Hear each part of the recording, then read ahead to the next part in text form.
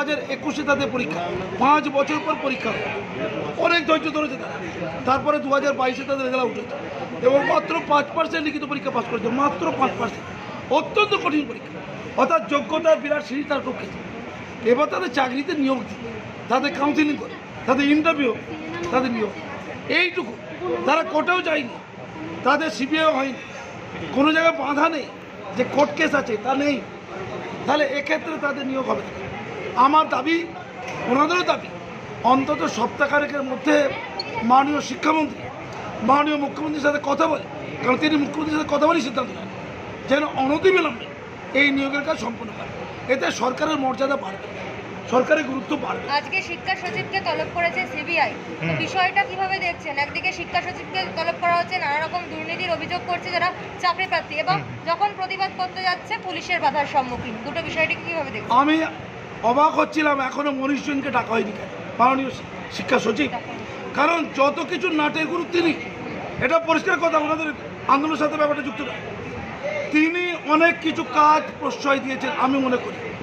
আমার ক্ষেত্রেও তার পদক্ষেপ রং, আমাকে ট্রান্সফার করেছেন 2 ঘন্টা নোটিশে, কোনো তদন্ত ছাড়া। এই মনীষ জৈন ব্যক্তি, এই মনীষ জৈন বলছেন।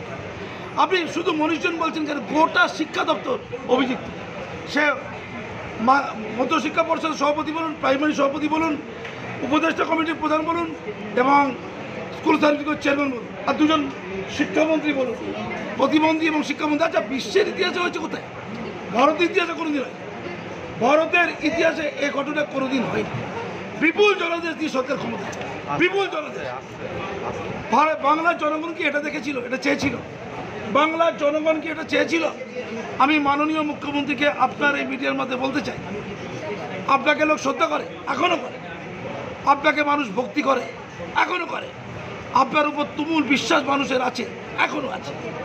আপনি এই বিশ্বাসের সলতেটাকে শেষ করে দেবেন না, আপনি বাঁচান, আপনি উদ্যোগ, আপনি পারবেন। চাকরি প্রার্থীরা পুলিশি বাধার সম্মুখীন হচ্ছে বারবার, যতবার আন্দোলন করতে যাচ্ছে, এবং বিভিন্ন জায়গায় রাজপথে দীর্ঘদিন ধরে অবস্থান বিক্ষোভ করছে বিভিন্ন চাকরি প্রার্থীরা, বা কোনো সময় বিকাশ ভবন অভিযান করছে, সেই সময় পুলিশি বাধার সম্মুখীন, মার খেতে হচ্ছে চাকরি প্রার্থী।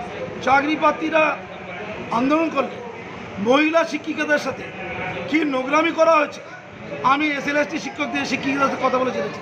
তাদের ব্যাগ ছুঁড়ে ফেলে দেওয়া হয়েছিল ওই কালিন্দির পচা খালে, ব্যাগ ছুঁড়ে তাদের লাথি মারা হয়েছে, তাদের চুল ছিঁড়ে দেওয়া হয়েছে, কাপড় ছিঁড়ে দেওয়া হয়েছে। পুলিশটা করেছে, পুলিশটা, শুধু মহিলা নয়। আচ্ছা, শিক্ষকদের কি কোনো মান নেই, মর্যাদা নেই? তাদের চাকরি চেয়েছে, এটা কি দোষ? তাদের হকের চাকরি, এটা ভিক্ষা নয়, এটা লক্ষ্মীর ভাণ্ডার নয়, এটা লক্ষ্মীর ভাণ্ডার নয়, এটা হকের চাকরি, প্রাপ্য চাকরি।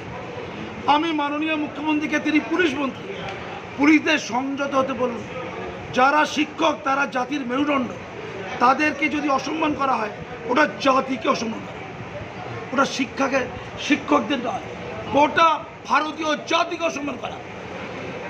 পুলিশ নাকি তাদের চোর মনে করে, নাকি চোর গুন্ডা পকেটমার মনে করছেন শিক্ষকদের? আমি সংযত হতে বলছি।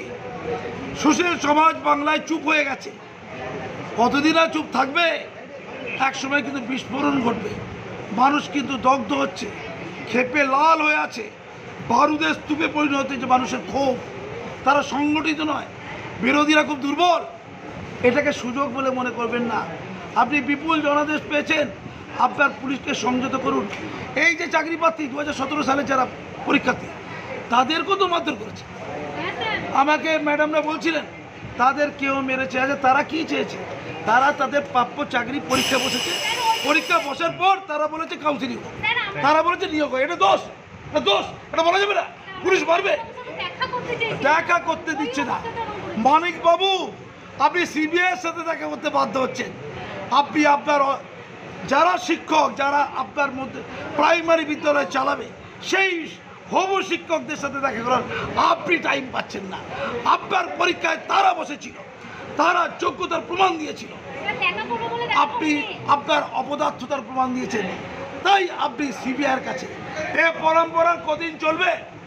আমি শেষ পর্যন্ত মাননীয় মুখ্যমন্ত্রীকে বলি, শিক্ষামন্ত্রীকে বলি, 2017 প্রাইমারি ট্রেডের পরীক্ষার্থীদের এক্ষুনি নিয়োগ করুন। এদের সিবিআই হয়নি, এরা কোর্টে যায়নি, এরা মিডিয়াতেও যায়নি, আপনারা ওদের লজিটা জানেন না হয়তো, এই প্রথমে তো শুনছি। আর ওরা কোনো পলিটিক্যাল লোকের কাছেও যায়নি। স্যার আজকে 6